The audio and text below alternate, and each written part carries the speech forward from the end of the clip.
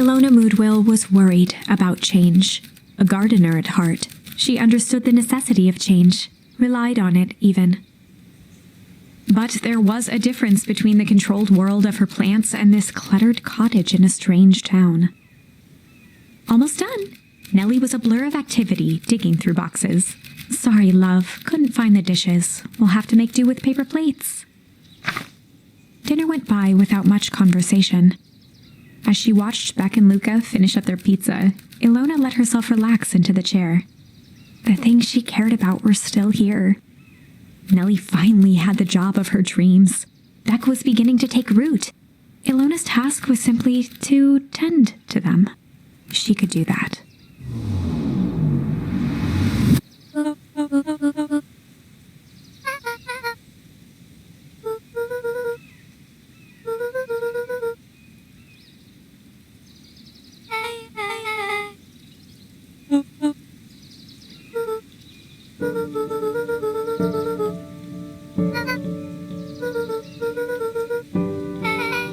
Luka's eyes were fixed to his plate, pushing a chunk of pineapple around with his finger. Nellie was the one who eventually broke the silence.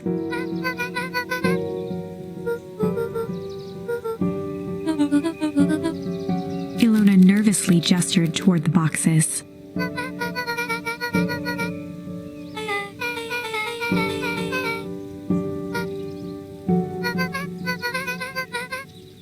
Luka wiped his face with his sleeve. Beck gave Luka a swift kick under the table.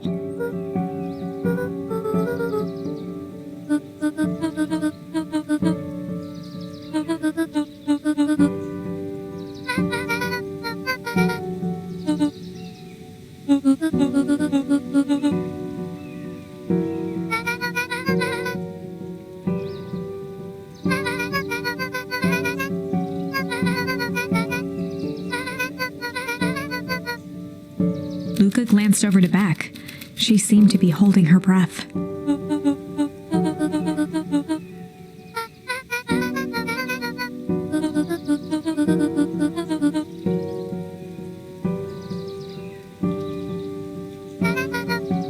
Beck slammed her fist into the table, perhaps harder than she intended. Luka glanced outside to gauge the time. The sky was darker than he expected, filled with ominous clouds.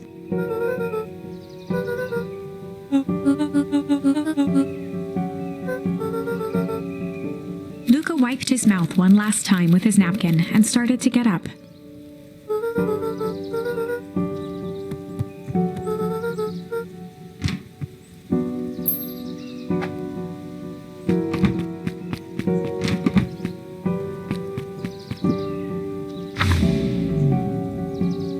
Surprised, Luka turned around. He knew Rollo could be prickly around new people, but Beck seemed cool. Rollo would warm up to her eventually. Probably.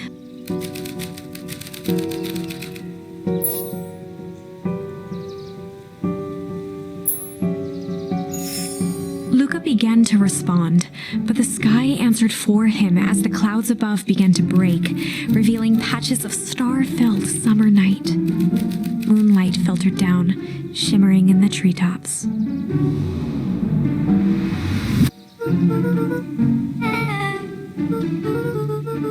Luka stopped himself mid-sentence.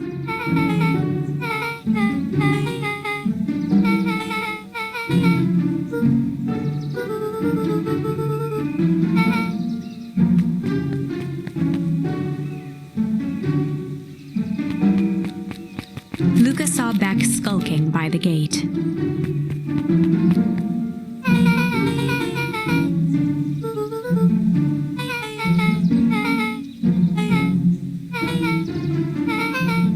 Beck grabbed the wrought iron bars and shook the gate.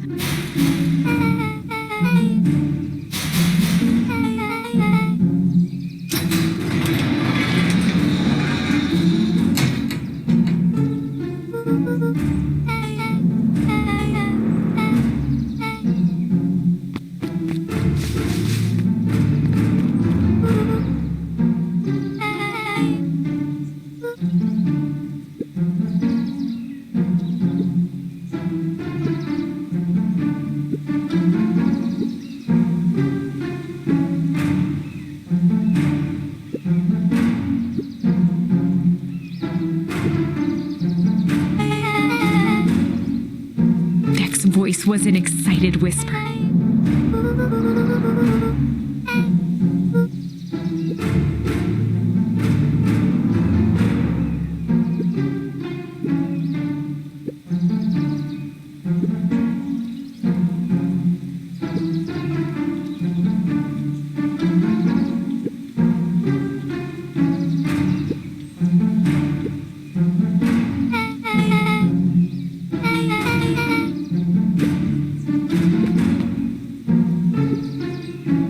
The mysterious figure retracted their mask, hair pushing out from all corners. A chill ran down Luka's spine. His vision blurred. Vex stifled a sharp wince, and Luka looked down to see himself wrenching her hand.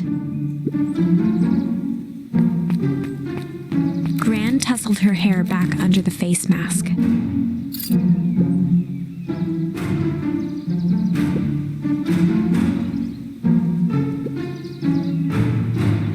Gran gave Eris a curt nod and disappeared into the night.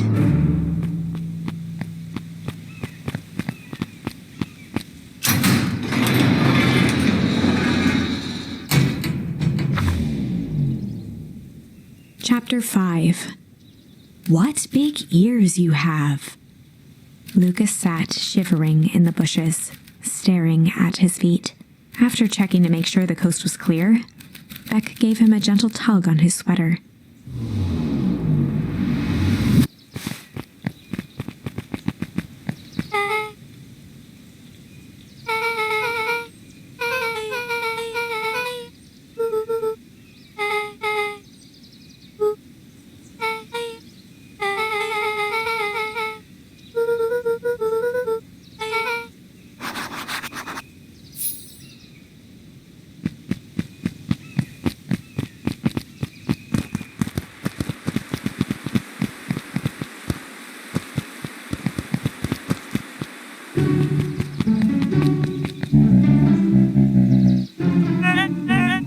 The clipboard finished writing with a scratchy flourish and looked up.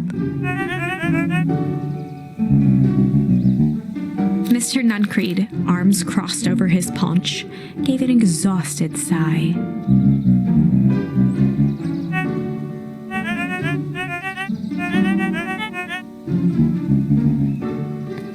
He snatched the pad and scribbled his name so hard the pen nearly snapped. The clipboards looked at each other for a moment, almost pondering the possibility, then broke into laughter as they walked away.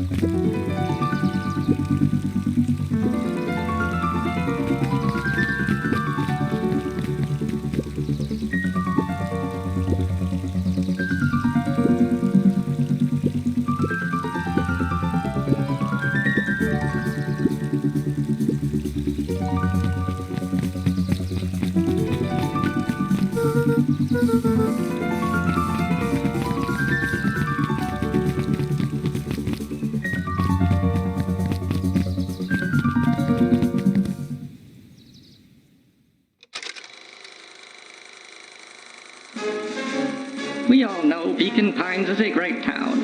What you may not know is great towns grow from mighty roots. And that is why you cannot tell the story of Beacon Pines without telling the story of one Sharper Valentine.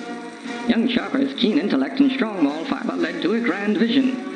A vision of a community dedicated to a better tomorrow. In his own words, a better tomorrow is within our grasp, but it requires a singular mind to harness it. Lucky for us, he decided to grow that vision here in Beacon Pines. And how does one grow a better tomorrow? With fertilizer, of course. Valentine's Fertilizer Company became the lifeblood of a town yearning for purpose. But then tragedy struck, a scientific experiment gone wrong. An accident which took Shopper away from us far too soon. To this day, we struggle to pick up the pieces. But one foul harvest isn't enough to stop the people of Beacon Pines.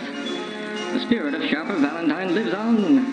It lives in the hearts of everyone with a dream for a better tomorrow. Together, we will follow his example and grow a bountiful future. Paid for by the Valentine family and the Valentine Fertilizer Company Reverence Fund.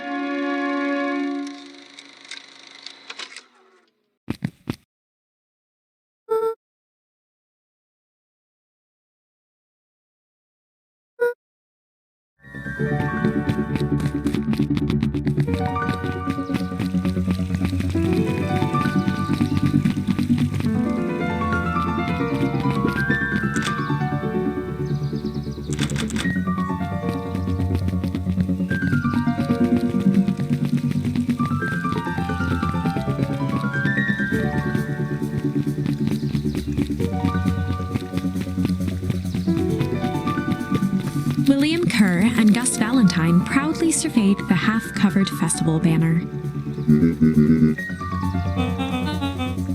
The mayor gave a half-hearted shrug.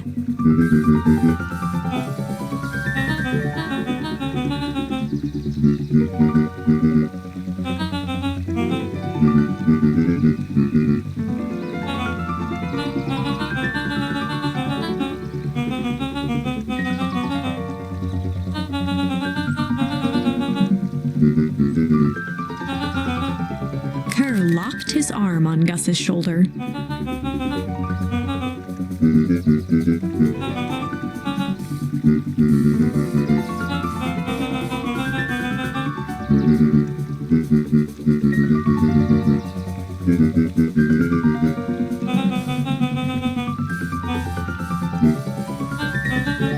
With a glimmer in his eye, Kerr gestured grandly toward the horizon.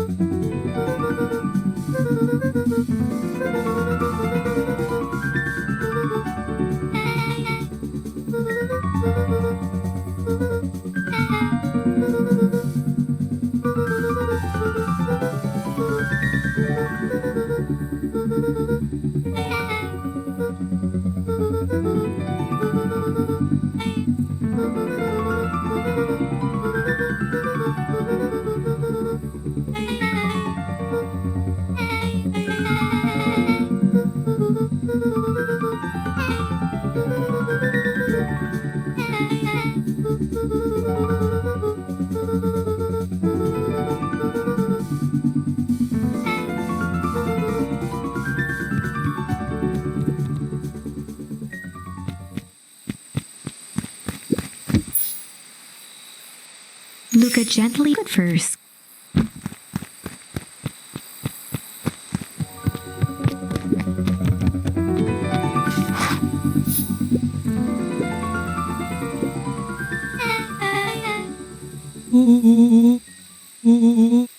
Rollo waggled his head with pride.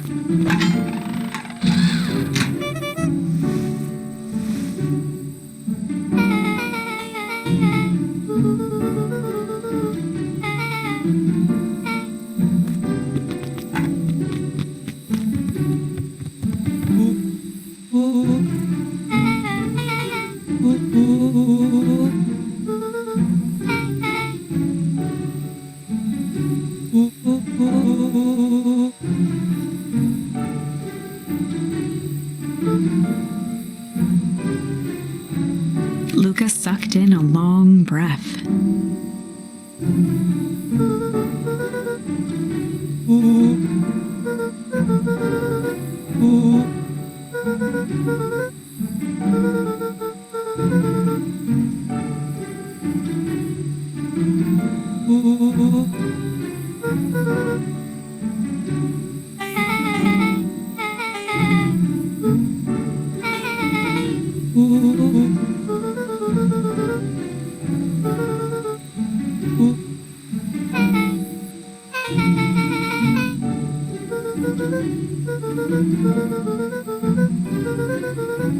Rollo let out a low whistle.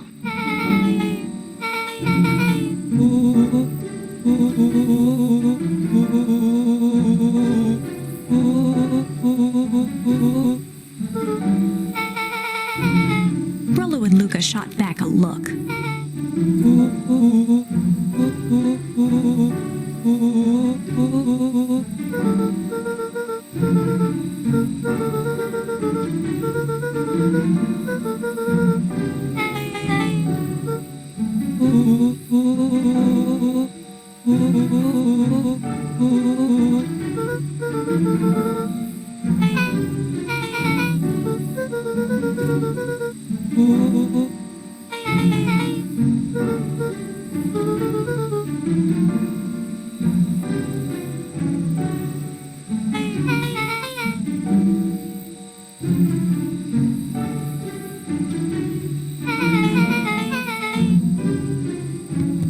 Luka gazed out the window.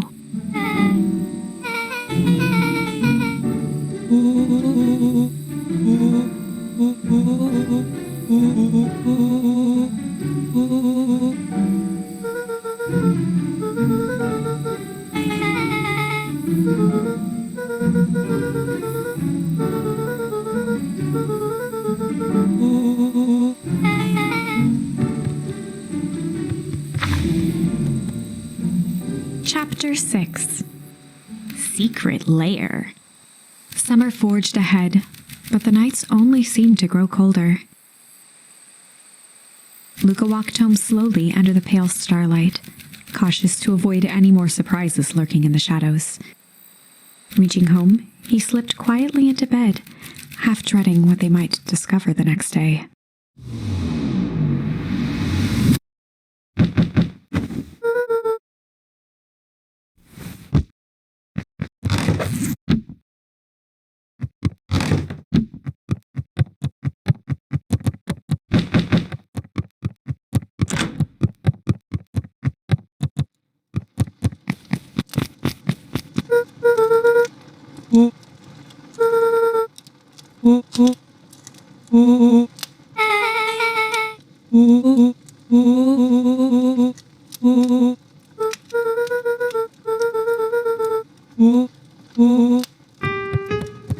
Luka and Beck rolled their eyes as Rollo strutted across the room.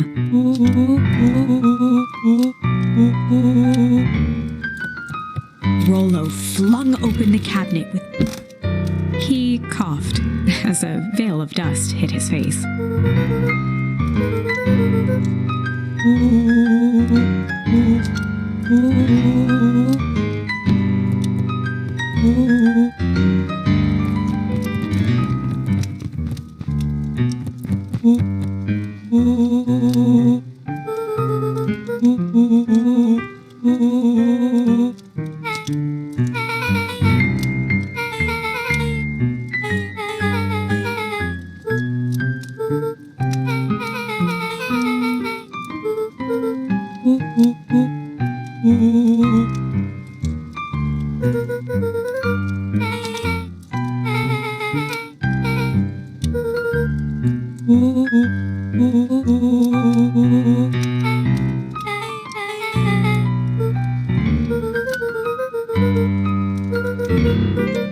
A look of realization crept onto Luka's face. All three kids snapped to glance at each other, then sprinted and turned toward the kitchen.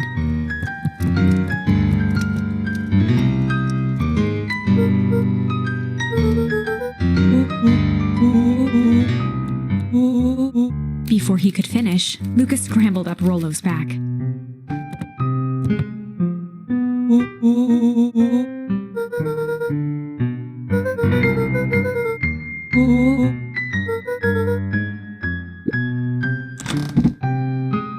The three crowded around the hutch to peer in. With the glass doors opened, a perfect porcelain display gleamed in front of them.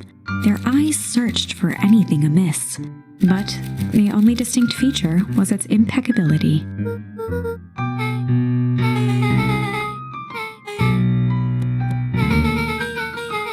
As Beck pulled on one of the teacups, it slanted forward with a hollow click.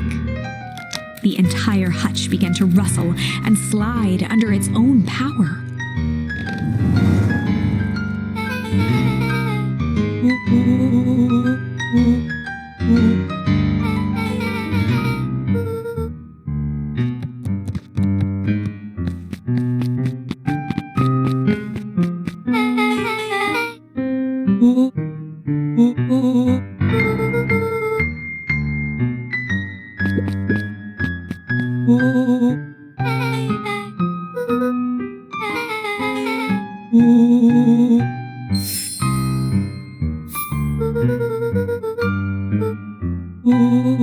Rollo casually spun open a lid and he smacked his lips. Rollo plunged his hand in the jar, fishing out a soggy slip of paper.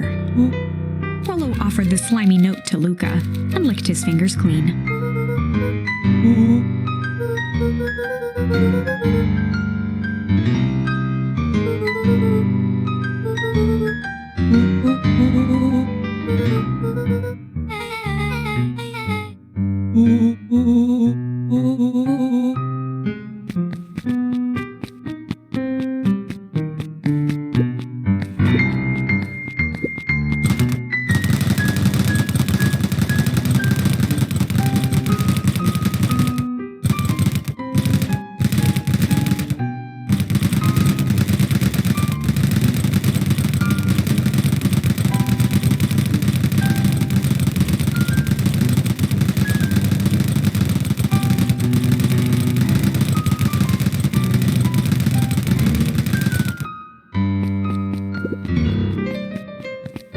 A spider web of string connected photos of people from the town, interspersed with hastily scrawled notes.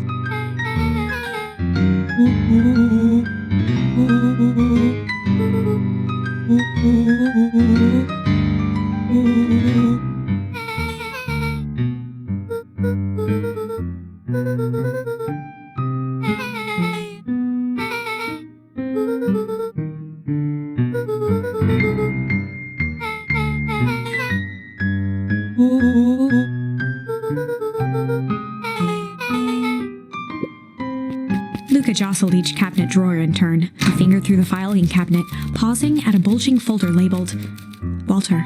For a long moment, he just stared at it.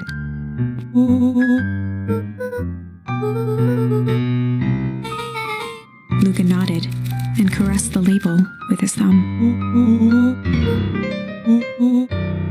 Rollo swiped the folder from the drawer and began leafing through the pages. whistled to himself, barely looking at the text.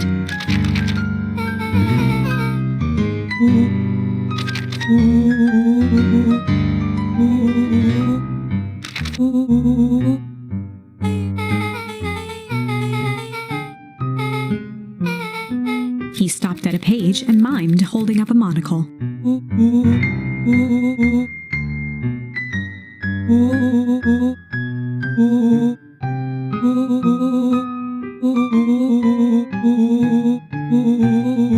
Rollo looked up with heightened surprise.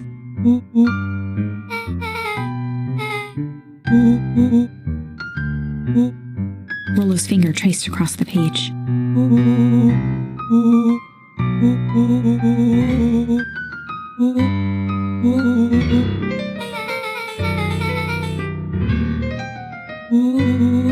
Rollo scanned through several more pages.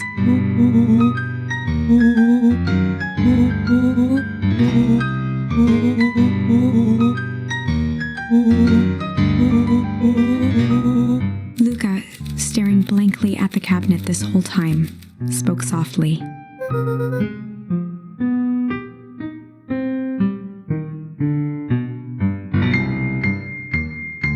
Rollo rustled the folder, trying to loose more pages.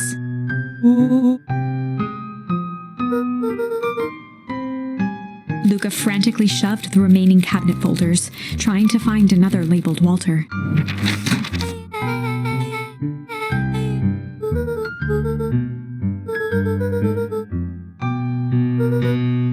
Luka slammed the drawer shut. They crowded around a worn-down old map of Beacon Pines.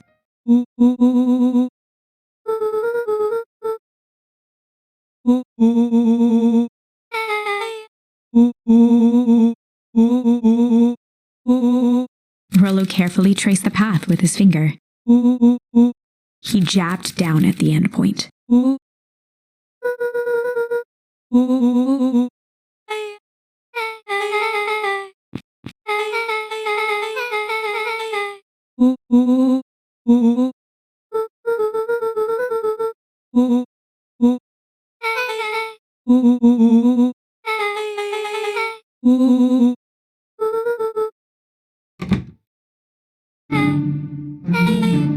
Luka looked up from the map.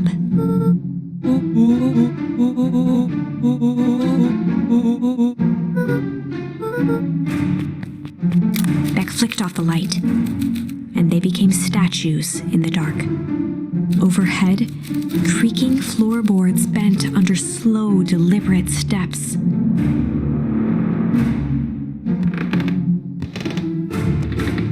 The kids looked up, the tilt of their necks following each footfall.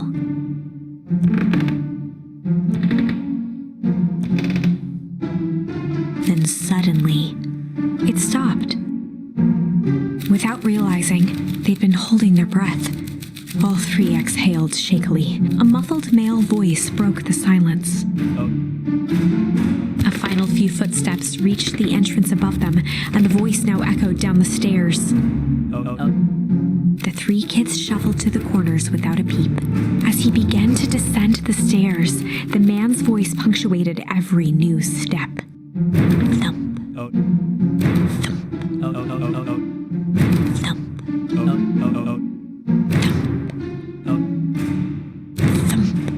At the bottom step, the man paused, squinting to search the room for signs of life.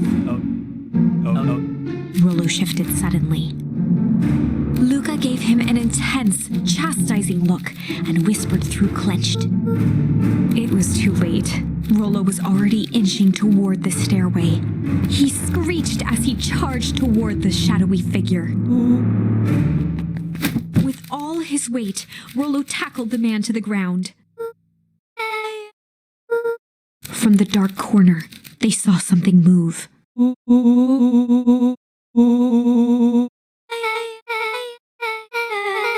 Luka scrambled to the hunched figure on the ground. Pressing his fingers to the man's neck, he sighed. As Beck flicked back on the light, Luka and Rollo both gasped in stereo. Chapter 7